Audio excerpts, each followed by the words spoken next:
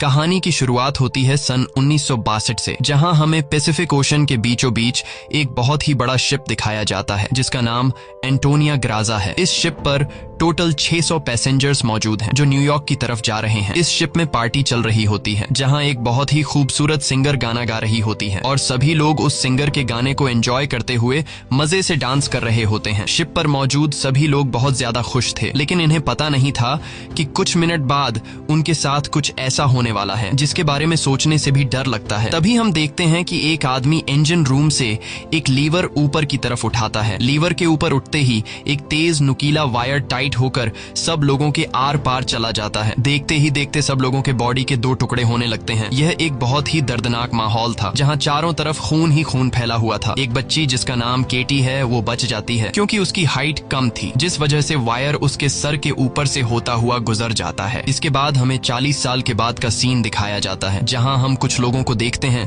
जो एक टग बोट की मदद से एक बड़े शिप को खींच कर ले जा रहे होते हैं। तभी अचानक वो पुराना शिप डूबने लगता है। यह देखकर ग्रुप का लीडर अपनी टीम में से एक लड़की जिसका नाम मर्फी है उसे उस पुराने शिप पर भेज देता है ताकि मर्फी उस पुराने शिप को जिस वायर से बांध कर ले जाया जा रहा था उसे आजाद कर दे, वरना अगर यह पुराना शिप डूब गया तो उसके साथ साथ इनकी ये टग बोट भी डूब जाएगी। मर्फी जब उस पुराने शिप पर पहुंचती है तो उसे पता चलता है कि पुराने शिप के निचले हिस्से में दरार पड़ चुकी है, जिस वजह से शिप में तेजी से पानी भरता जा रहा है और अगले 5 मिनट में यह शिप पानी में डूब जाएगा। मर्फी ये बात अपनी टीम के लीडर को बताती है। ये सुनकर टीम का लीडर मर्फी को ऑर्डर देता है कि जिस वायर से हम इस शिप को खींच रहे हैं उस वायर को आजाद कर दो और फौरन वहां से निकलकर हमारे पास टग बोट पर पहुंचो, क्योंकि हम इस पुराने शिप को छोड़कर जाने वाले हैं। तभी टीम के 2 और साथी भी मर्फी के पास पहुंच जाते हैं और वो भी मर्फी को बाहर निकलकर शिप को छोड़ने के लिए कहते हैं, लेकिन इस शिप को ढूंढने में उन्हें 3 महीने लगे थे, जिस वजह से मर्फी इतनी आसानी से इस शिप को छोड़कर नहीं जाने वाली थी। वो शिप को बचाने के लिए नीचे पानी में कूद जाती है, जिसे देखकर ऊपर बैठे 2 साथी भी औजार लेकर मर्फी के पीछे कूद जाते हैं। ये तीनों जैसे तैसे करके शिप को डूबने से पहले ही उसकी दरार पर वेल्ड करके शिप को डूबने से बचा लेते हैं और इस शिप को यह लोग मार्केट में बेचकर बहुत सारा पैसा बना लेते हैं और यह पैसा टीम का लीडर सभी लोगों में बराबर बराबर बांट देता है। यहीं जैक नाम का एक आदमी इन लोगों पर काफी देर से नजर रखे हुए था और इन सब की बातें सुन रहा था। उसे पता चल जाता है कि यह लोग समुद्र में जो शिप गायब हो जाते हैं ये लोग उन शिप्स को ढूंढ निकाल कर मार्केट में बेचकर पैसा कमाते हैं। जैक नाम का वो आदमी इनके पास आता है और इस टीम के लीडर को एक शिप के बारे में बताता है जिसमें खजाना छुपा हुआ है। जैक असल में उस शिप की बात कर रहा था जिसे 40 साल पहले एक अनजान आदमी ने लीवर खींचकर सब लोगों को मार दिया था। टीम के लीडर ने भी उस 40 साल पहले गायब हुए एंटोनिया ग्राजा नामी शिप के बारे में सुना था। टीम का लीडर कहता है कि इस शिप को बहुत से लोगों ने ढूंढा पर आज तक वो शिप किसी को भी नहीं मिला। जैक टीम के लीडर से कहता है कि मुझे पता है कि वो शिप समुद्र के किस हिस्से में है। अगर हम इस शिप को लाकर मार्केट में बेचेंगे तो हम रातों रात अमीर हो जाएंगे। पैसों का सुनते ही ग्रुप के सारे लोग इस मिशन के लिए तैयार हो जाते हैं और अगले ही दिन ये लोग अपने टग बोट में उस एंटोनिया ग्राजा नाम की शिप को ढूंढने निकल पड़ते हैं। कई दिनों के सफर के बाद ये लोग समुद्र के एक बहुत ही वीरान जगह पर पहुंच जाते हैं जहां टीम के एक आदमी को किसी शिप के आसपास होने का सिग्नल मिलता है। ये लोग समझ जाते हैं कि वह शिप जो आज से 40 साल पहले खो गया था वह यहीं कहीं पर है। थोड़ा ही आगे बढ़ने पर इनके सामने एक बहुत ही बड़ा शिप आ जाता है। ये वही शिप है जिसे हमने कहानी की शुरुआत में देखा था और ये शिप पिछले 40 सालों से समुद्र में गायब हो गया था। इस शिप को देखकर ये सभी लोग बहुत ज्यादा खुश हो जाते हैं और उन्हें लगता है कि इस शिप को बेचकर ये लोग माला माल हो जाएंगे। अब टीम का लीडर 2 लोगों को टग बोट में ही रहने के लिए कहता है और खुद कुछ साथियों के साथ उस पुराने शिप की जांच के लिए अंदर चला जाता है। अंदर जाते ही इन लोगों को बहुत ही अजीब सी आवाज आने लगती है जिसे सुनकर ये लोग घबरा जाते हैं। इसके बाद टीम का लीडर अपने साथियों को आगे बढ़ने के लिए कहता है। ये लोग उस आवाज को फॉलो करते हुए एक बड़ी सी घड़ी के पास पहुंचते हैं जहां ये लोग देखते हैं कि उस घड़ी का कांटा अभी भी हिल रहा है। कुछ देर बाद अचानक उस घड़ी का कांटा रुक जाता है। यह देखकर उन्हें कुछ अजीब लगता है। अब ये लोग शिप की ओर जांच करने के लिए आगे बढ़ते हैं। अंदर ये जहाज पूरी तरह से बिखर चुका था, जहां सारी चीजें टूट चुकी थी और जहाज के लोहे में जंग लग चुका था। ये लोग जब आगे बढ़ रहे होते हैं तब उनका एक साथी नीचे फ्लोर टूटने की वजह से गिरने ही वाला होता है कि तभी मर्फी उसे पकड़ लेती है और जब मर्फी अपने साथी को ऊपर खींचती है तब उससे नीचे एक लड़की दिखाई देती है। ये वही लड़की है जो आज से 40 साल पहले यानी कि सन 1962 में शिप में अकेली बची थी, जिसके सिर के ऊपर से वायर गुजरा था। लेकिन हैरान करने वाली बात यह थी कि 40 साल बाद भी उसकी उम्र उतनी ही थी। थी, जिसका मतलब यह है कि यह उस लड़की की आत्मा है। मर्फी उस लड़की को जब दोबारा देखती है तो वह लड़की अचानक कहीं गायब हो जाती है। अब ये लोग जैसे तैसे करके अपनी साथी को ऊपर की ओर खींच देते हैं। यहाँ मर्फी को कुछ समझ नहीं आता कि उसने जो देखा वह सच था या फिर कोई वहम, लेकिन यह सब देखकर मर्फी बहुत ज्यादा डर जाती है। अब यह शिप बहुत ही ज्यादा बड़ा था, इसलिए ये लोग इसे और एक्सप्लोर करने लगते हैं और चलते चलते शिप के मेन कैबिन तक पहुंच जाते हैं, जहां जांच करते हुए उन्हें एक डिजिटल वॉच मिलती है। ये देखकर ये लोग कंफ्यूज्ड हो जाते हैं, क्योंकि आज से 40 साल पहले इस तरह की डिजिटल वॉच नहीं हुआ करती थी। और इस वॉच को देखकर ये लोग समझ जाते हैं कि जरूर हमसे पहले भी यहाँ कुछ लोग आ चुके हैं। इसके बाद ये सब वापस अपने टग बोट पर आते हैं और टीम का लीडर डिसाइड करता है कि अगले दिन हम इस शिप को टग बोट से बांध कर ले जाएंगे। अगली सुबह उन्हें पता चलता है कि शिप में एक बहुत बड़ा होल है, जिसकी वजह से धीरे धीरे शिप पानी में डूब रहा है। टीम का लीडर कहता है कि इस हालत में शिप को टग बोट से बांध कर ले जाना नामुमकिन है, क्योंकि शिप में ढेर सारा पानी जमा हो चुका है। पानी की वजह से शिप का वजन कई गुना बढ़ चुका है, इसीलिए इस पुराने शिप को टग बोट से बांध कर ले जाना एक बेवकूफी होगी। अब ये लोग डिसाइड करते हैं कि पहले हम शिप के होल को वेल्ड करके बंद करेंगे और फिर शिप के अंदर मौजूद सारा पानी निकालकर इसे टग बोट से बांध कर ले जाएंगे। कैप्टन की बात सबको ठीक लगती है, जिसके बाद ये सभी अपने अपने काम पर लग जाते हैं। कुछ साथी शिप के होल को रिपेयर करने में लग जाते हैं और कुछ शिप के अंदर मौजूद खजाना ढूंढने में लग जाते हैं।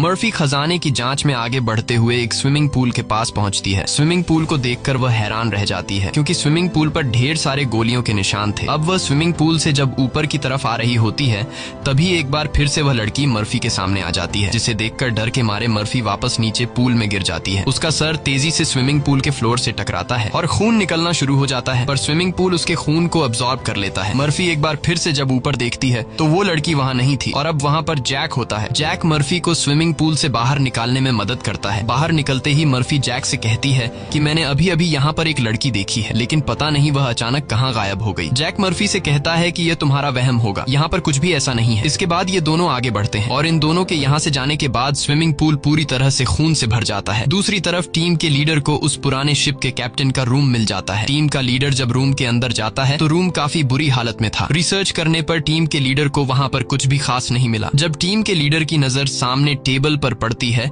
तो वह देखता है कि टेबल पर एक शराब की बोतल और ग्लास में किसी ने पैक बनाकर रखा है। यह सब देखकर ऐसा लग रहा था जैसे अभी अभी कोई शराब पीकर चला गया हो। टीम का लीडर जैसे ही इस ग्लास को उठाकर पीने वाला होता है, तब उसकी नजर सामने लगे शीशे पर पड़ती है और शीशे में टीम के लीडर को इस पुराने शिप का कैप्टन दिखाई देता है। यह देखकर टीम का लीडर बहुत ज्यादा डर जाता है और उसके हाथ से शराब की ग्लास गिरकर टूट जाती है और टीम का लीडर डर के मारे वहां से निकल जाता है। इस शिप पर सभी के साथ अजीबोगरीब इंसिडेंट्स हो रहे थे। टीम का एक साथी जिसका नाम मार्क है, उसे इस शिप पर किसी लेडी सिंगर के गाने की आवाज सुनाई देने लगती है। वह उस आवाज को फॉलो करते हुए शिप के ग्राउंड एरिया में पहुंच जाता है, जहां पर वह लेडी सिंगर भी मौजूद होती है। ये वही सिंगर थी जिसे हमने कहानी की शुरुआत में देखा था। दूसरी तरफ मर्फी और जैक आगे बढ़ते हुए लॉन्ड्री रूम से बाहर जाने वाले गेट को जैसे ही खोलते हैं, तभी अंदर जमा हुआ सारा पानी उनके ऊपर आ जाता है, जिसमें कई सारे लोगों की डेड बॉडीज थीं। मर्फी और जैक डर के मारे वहां से आगे बढ़ने लगते हैं। आगे बढ़ते हुए उनके सामने एक कैबिन का दरवाजा खुलता है। अंदर जाने पर जैक को एक बहुत ही लग्जरी कार मिलती है, जिसे देखकर वह बहुत खुश होता है, पर मर्फी को यहाँ कुछ गड़बड़ महसूस होता है, इसलिए वह जल्दी ही यहाँ से निकलना चाहती थी। तभी एक दूसरे रूम से उन्हें कुछ हिलता हुआ नजर आता है। जब ये दोनों उस चीज के करीब आते हैं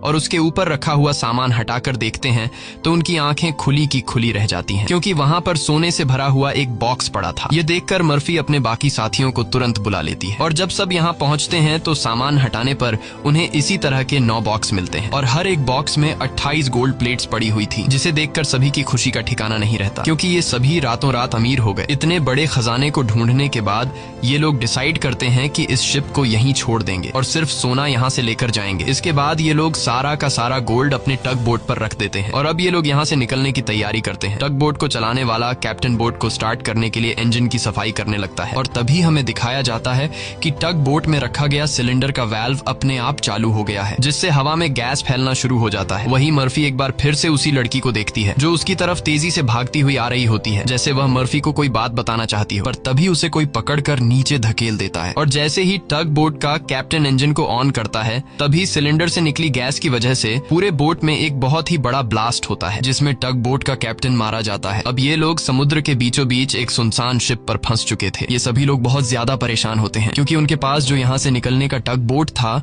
वह पूरी तरह से तबाह हो चुका था। इनका एक साथी जिसका नाम मार्क है, वो अपनी गर्लफ्रेंड की फोटो देखकर बहुत ज्यादा परेशान हो जाता है, क्योंकि 2 हफ्ते बाद उनकी शादी होने वाली थी और अब उसे लगता है कि वह कभी भी यहाँ इस शिप से बचकर नहीं जा पाएगा। परेशानी में मार्क वहाँ रखी कई साल पुरानी शराब पीने लगता है। दूसरी तरफ मर्फी भी कंफ्यूज्ड होती है कि उसे बार बार वह लड़की क्यों दिखाई दे रही है। इसीलिए मर्फी उस लड़की के बारे में जानने की कोशिश करती है। वह शिप के डेटा में पैसेंजर्स के नाम चेक करती है, जिससे उसे पता चल जाता है कि जो लड़की उसे दिखाई दे रही है उसका नाम केटी है। रिसर्च करते हुए वह केटी के रूम तक पहुंच जाती है, जहां अलमारी का दरवाजा खोलते हुए उसे केटी का ढांचा मिल जाता है, जिसे देखकर मर्फी बहुत ज्यादा डर जाती है। फिर जैसे तैसे करके मर्फी खुद को संभालती है और उस ढांचे के गले में लटके लॉकेट को उतार कर देखती है, जिसमें उस छोटी लड़की के पेरेंट्स की फोटो थी जो उसके पीछे ही खड़ी थी। उसे देखकर मर्फी को एक जोरदार झटका लगता है। केटी कहती है कि वह लॉकेट बंद मत करना, क्योंकि बहुत साल बाद मैं अपने मॉम डैड को देख रही हूँ। मर्फी को अब भी यकीन नहीं हो रहा था कि वो एक मरी हुई लड़की से बात कर रही है, पर जब वह लॉकेट को केटी के हाथ में देने लगती है तो लॉकेट केटी के हाथ से आर पार चला जाता है और अब जाकर मर्फी को यकीन हुआ कि यह लड़की कोई इंसान नहीं बल्कि एक आत्मा है। केटी मर्फी को बताती है कि इस शिप पर और भी कई सारे लोगों की आत्मा कैद है और तब तक यह सोल यहाँ से आजाद नहीं हो सकती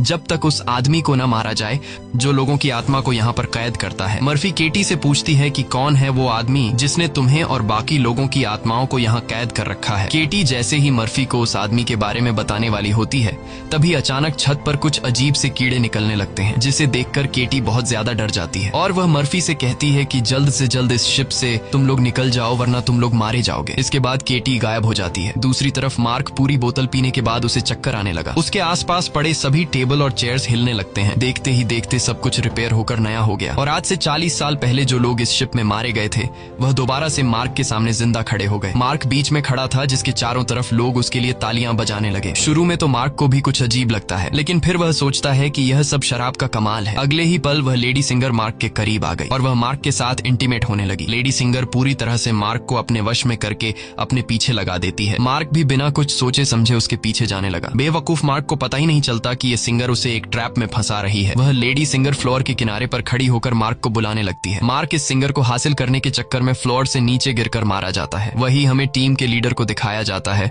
जो इस पुराने शिप के कैप्टन के रूम में बैठा होता है। तभी वह देखता है कि शराब की बोतल अपने आप ही सरकने लगी। कुछ देर बाद उसके सामने इसी शिप के कैप्टन की आत्मा आ जाती है। यह देखकर टीम का लीडर काफी ज्यादा घबरा जाता है। तब शिप का कैप्टन उसे ग्लास में शराब डालकर पीने के लिए देता है। साथ ही वह उसे फोटो देता है जिसमें एक शिप होता है जिसका नाम लोरली है। कैप्टन बताता है कि आज से कई साल पहले हमारे पास एक आदमी आया था जिसने हमें लोरली शिप के बारे में बताया। उसने कहा कि लोरेलाई शिप में बहुत ही बड़ा खजाना छुपा हुआ है। जब हमने लोरेलाई शिप को रेस्क्यू किया तब हमें सच में वो सारा खजाना मिला। कैप्टन टीम के लीडर को एक दूसरी फोटो दिखाते हुए कहता है कि ये वो आदमी है जिसने हमें लोरेलाई शिप का बताया था। टीम का लीडर उस आदमी की फोटो देखकर उसके गले में सांसें अटक जाती हैं, क्योंकि वह आदमी कोई और नहीं बल्कि जैक था और यह फोटो 40 साल पुरानी थी। 40 साल गुजरने के बाद आज भी उसके उम्र में कोई बदलाव नहीं हुआ। वह फोटो में बिल्कुल वैसा ही दिख रहा था जैसे 40 साल पहले दिखता था। अब टीम का लीडर समझ जाता है कि जैक कोई इंसान नहीं बल्कि एक भूत है। ये सब समझते ही टीम का लीडर जल्द ही अपनी टीम को इस शिप से निकालना चाहता था। वह जल्दी से अपने साथियों को ढूंढने लगता है, पर तभी उसके सामने उसका वही साथी आ जाता है जो टग बोट में गैस खुलने की वजह से ब्लास्ट में मारा गया था। दरअसल ये ब्लास्ट में मारे जाने वाले आदमी की आत्मा होती है जो टीम के लीडर को मारने के लिए आगे बढ़ता है। लीडर उससे खुद को बचाने के लिए भागता है, लेकिन तभी उसके सामने मर्फी आ जाती है। अब ब्लास्ट में मारा जाने वाले आदमी की आत्मा तो गायब हो जाती है, पर टीम के लीडर को मर्फी का चेहरा उसी ब्लास्ट में मारे जाने वाले साथी की तरह दिख रहा होता है, जो कुछ देर पहले भूत बनकर उसके पीछे आ रहा था। इसीलिए टीम का लीडर मर्फी को भूत समझकर उसके ऊपर हमला कर देता है, पर मर्फी खुद को बचाने के लिए उसके पैर को घायल कर देती है। लेकिन इससे टीम के लीडर का ज्यादा कुछ नहीं बिगड़ता। वह दोबारा से मर्फी पर हमला करने के लिए खड़ा होता है। इससे पहले कि वह मर्फी को मार पाता, तभी पीछे से जैक आकर लीडर को लोहे के रॉड से सिर पर मारकर बेहोश कर देता है। जैक वही आदमी है जो इन सबको यहाँ लेकर आया था। पूरी टीम में सिर्फ टीम के लीडर को ही पता चल चुका था कि जैक कोई इंसान नहीं बल्कि एक डीमन है, और जैक को भी समझ आ गया था कि टीम के लीडर को मेरी सारी सच्चाई मालूम हो गई है। इसलिए वह टीम के लीडर को अपने रास्ते से हटाने के लिए सबको उसके खिलाफ भड़काता है। वो कहता है कि अगर ये दोबारा होश में आ गया तो यह हम में से किसी को नुकसान पहुंचा सकता है। सबको जैक की बात ठीक लगती है, इसलिए यह लोग अपने लीडर को एक टैंक में फेंक देते हैं। अब यहाँ से निकलने का कोई और रास्ता न मिलने पर यह लोग प्लान के मुताबिक शिप को रिपेयर करने के काम में लग जाते हैं। जल्द ही शिप में जिस सुरंग से पानी अंदर आ रहा था उस सुरंग को यह लोग वेल्ड कर देते हैं और पंप के जरिए जहाज के अंदर जमा हुआ पानी बाहर बाहर निकालने लगते हैं। मर्फी देखती है कि उनका एक साथी जिसका नाम मार्क है वो कहीं भी नहीं दिखाई दे रहा, इसलिए मर्फी उसे ढूंढने निकल पड़ती है। तभी उसके सामने उस लड़की की आत्मा एक बार फिर से आ जाती है, जो उसे दिखाती है कि तुम जिस आदमी को ढूंढ रही हो वह मर चुका है। यह मार्क होता है जो लेडी सिंगर को पाने के चक्कर में मारा गया। और अब यह लड़की मर्फी के कंधे पर हाथ रखकर उसे 1962 की उस रात में ले जाती है जहां यह सारा इंसिडेंट हुआ था, जब सब के सब शिप में मारे गए थे। उस रात शिप पर मौजूद सभी लोगों को बहुत ही बेरहमी से मारा गया था और यह सब एक ग्रुप कर रहा था जिसका मकसद था इस शिप पर मौजूद सारा गोल्ड चुराना। इन लोगों ने कुछ लोगों को खाने में जहर मिलाकर मार डाला, कुछ लोगों को वायर से काटकर उनके 2 टुकड़े कर दिए और कुछ को गोलियों से छलनी कर दिया गया। इनके कहर से केटी भी नहीं बच पाई। उन्होंने केटी को उसके रूम में ले जाकर फांसी पर लटका दिया। इन सब के पीछे थी वही लेडी सिंगर जिसने गोल्ड लूटने के लिए यह पूरा प्लान बनाया था और अपने लोगों की मदद से उसने शिप पर मौजूद सभी लोगों को मार डाला। अब सारा गोल्ड उनके कब्जे में था। शिप का ऑफिसर भी लेडी सिंगर से मिला हुआ था। लेडी सिंगर के एक इशारे पर वह अपने ही साथियों को मार देता है, लेकिन जैसे ही वह मुड़ता है लेडी सिंगर उसे भी गोली मार देती है। लेडी सिंगर को लगता है कि सारा गोल्ड अब उसी का हो चुका है क्योंकि शिप पर मौजूद सभी लोग मारे जा चुके थे। लेकिन यही एंट्री होती है एक ऐसे आदमी की जो इस पूरे गेम का मास्टरमाइंड था और वह लोहे की चेन से लेडी सिंगर को लटकाकर मार देता है। मर्फी केटी की मदद से ये सब देख रही होती है और तभी वह इस गेम के मास्टरमाइंड को भी देख लेती है, जिसे देखकर मर्फी शॉक हो जाती है क्योंकि वो आदमी कोई और नहीं बल्कि जैक है, जो इन्हें गोल्ड का लालच देकर यहाँ पर लेकर आया। क्योंकि शिप में छेद हो चुका था और शिप धीरे धीरे पानी में डूब रही थी, इसलिए शिप को बचाने के लिए कुछ ऐसे लोगों की जरूरत थी जो शिप को डूबने से बचा सके। इसलिए जैक ने चालाकी से इन्हें यहाँ लाया। अब शिप पूरी तरह से ठीक हो चुकी थी, इसलिए जैक को अब इन लोगों की कोई जरूरत नहीं थी और अब वह इन सबको भी मार देगा। यह सब समझते ही मर्फी को याद आता है कि हमने जैक की बातों में आकर अपने लीडर को टैंक में बंद कर दिया था। अब मर्फी अपने लीडर की जान बचाने के लिए उसके पास दौड़ कर जाती है, लेकिन अब टैंक में पानी भरने की वजह से लीडर की मौत हो गई होती है। मर्फी अपने लीडर को बचाने के लिए टैंक का कांच तोड़ने की कोशिश करती है, पर टैंक का कांच बहुत ही मजबूत था, इसलिए लाख कोशिश करने के बावजूद भी लीडर को बचा नहीं पाती। इसके बाद मर्फी अपने एक साथी के पास आती है जिसका नाम डॉज है। मर्फी डॉज को जैक की सारी सच्चाई बता देती है और कहती है कि जैक तुम्हें जहां भी नजर आए उसे शूट कर दो, मैं अपने एक और साथी को ढूंढने जा रही हूँ। मर्फी के जाने के कुछ देर बाद जैक डॉज के सामने आ जाता है, जिसे मर्फी ने कहा था कि जैक जहां भी नजर आए उसे शूट कर दो। डॉज जैक से कहता है कि यहीं पर खड़े रहो और अपनी जगह से हिलना मत। ये सुनकर जैक समझ जाता है कि मर्फी ने इसे मेरी सारी सच्चाई बता दी है। तब जैक डॉज को बातों में उलझाकर डॉज से बंदूक छीनने की कोशिश करता है, लेकिन डॉज जैक की होशियारी समझ जाता है और वो फौरन जैक पर बंदूक की गोली चला देता है, जिससे जैक दूर जा गिरता है। जिसके बाद डॉज जैक के पास आता है और देखता है कि जैक मारा जा चुका है। यह देखकर डॉज वहां से चला जाता है, लेकिन हम देखते हैं कि जैक अभी भी मरा नहीं है। दूसरी तरफ मर्फी अपने जिस साथी को ढूंढने गई थी, मर्फी को पता चल जाता है कि वो पानी में मारा गया है। अब डॉज के अलावा मर्फी के सारे साथी मारे जा चुके थे, इसलिए मर्फी डिसाइड करती है कि वो इस पूरे शिप को तबाह कर देगी। जिसके बाद मर्फी शिप के हर एक कोने में बॉम्ब फिट करने लग जाती है और तभी उसके पास डॉज आ जाता है। डॉज मर्फी को बताता है कि मैंने जैक को मार दिया। ये सुनकर मर्फी कहती है कि जैक नहीं मरने वाला है, क्योंकि जैक कोई इंसान नहीं बल्कि एक डीमन है, इसलिए हमें यह पूरी शिप ब्लास्ट करनी होगी ताकि जैक हमारी तरह और किसी इंसान को यहाँ लाकर न फंसा सके। और जैक ने जितने भी सोल्स को इस शिप में कैद कर रखा है वो सभी आजाद हो जाएंगे। डॉज यहाँ पर गुस्से से मर्फी को समझाता है कि हमें शिप को ब्लास्ट नहीं करना चाहिए, क्योंकि इस तरह से शिप में रखा सारा गोल्ड बर्बाद हो जाएगा और हमें बिना गोल्ड हासिल किए खाली हाथ घर लौटना होगा। मर्फी कहती है कि यह गोल्ड दरअसल जैक का एक चाल है जो हम यहाँ से कभी भी नहीं ले जा पाएंगे, इसलिए मुझे हर हाल में यह शिप ब्लास्ट करनी होगी। अब जैक समझ जाता है कि मर्फी किसी भी हाल में नहीं मानने वाली, इसलिए जैक अपने असली रूप में आ जाता है, जिससे हम समझ जाते हैं कि जैक ने डॉज को भी मार दिया था। जैक उसे बताता है कि तुम्हारा और मेरा काम एक ही है, जिस तरह से तुम समुद्र में फंसी हुई शिप्स को जमा करती हो उसी तरह से मैं सोल्स को जमा करता हूँ। पहले मैं भी इंसान था, लेकिन मैंने बहुत पाप किए जिसके बदले मुझे यह काम दिया गया और अब मैं सोल कलेक्टर हूँ, जिसके लिए मुझे शिप की जरूरत है और मैं नहीं चाहता कि तुम इस शिप को ब्लास्ट करो। जैक मर्फी को एक चांस देता है। वो कहता है कि जाओ, मैं तुम्हें नहीं मारूंगा, लेकिन बदले में तुम्हें इस शिप को ब्लास्ट नहीं करना होगा। पर मर्फी उसकी बात नहीं मानती, जिसके बाद जैक एक लोहे के रॉड से उस पर हमला कर देता है, जिससे मर्फी नीचे गिर जाती है। अब जैसे ही जैक मर्फी को मारने के लिए आगे बढ़ता है, तब मर्फी एक तीर चलाकर उस बॉम्ब वाले रिमोट पर निशाना लगाती है और खुद फौरन पानी में कूद जाती है, जिसके बाद शिप में एक बहुत बड़ा ब्लास्ट होता है। ब्लास्ट की वजह से शिप पानी में डूबने लगती है और मर्फी पानी के अंदर शिप के नीचे फंस चुकी होती है। अब उसे बाहर निकलने का कोई रास्ता नहीं दिखता और उसकी सांसें भी फूलने लगती हैं। पर तभी वहां पर केटी की आत्मा आती है, जो मर्फी को हाथ से पकड़कर ऊपर का रास्ता दिखाती है। तब मर्फी मर्फी देखती है कि जैक ने जितने भी सोल्स को कैद कर रखा था वो सभी सोल्स आजाद हो गई हैं। मर्फी बड़ी मुश्किल से ऊपर सरफेस पर आ जाती है और वो देखती है कि शिप में जितने भी सोल्स थे वो सब अपनी असली दुनिया में जाने लगे हैं। दरअसल यहाँ जितने भी सोल्स थे वो सभी जैक के गुलाम थे। सिर्फ केटी की सोल उसकी गुलाम नहीं बन पाई क्योंकि केटी की सोल पवित्र थी, जिस वजह से जैक उस पर ज्यादा कंट्रोल नहीं कर पा रहा था। इसीलिए केटी की सोल बार बार मर्फी की मदद कर रही थी। यहाँ मर्फी एक बॉक्स के सहारे समुद्र में तैरती रहती है और तभी वो एक शिप तक पहुंच जाती है जो शिप उसे रेस्क्यू कर लेता है। जब उसे पोर्ट पर लाया जाता है तो वो अपनी एम्बुलेंस से देखती है कि जैक अभी भी जिंदा है और शिप का जितना भी गोल्ड था वो उस गोल्ड को एक दूसरे शिप में ट्रांसफर कर रहा है ताकि उस गोल्ड के लालच में वो और भी लोगों को मार सके और उनकी आत्माओं को कैद कर सके। इसी के साथ ये कहानी खत्म हो जाती है। अगर आपको हमारी वीडियो अच्छी लगी हो तो हमारे चैनल को सब्सक्राइब और वीडियो को लाइक जरूर कीजिएगा।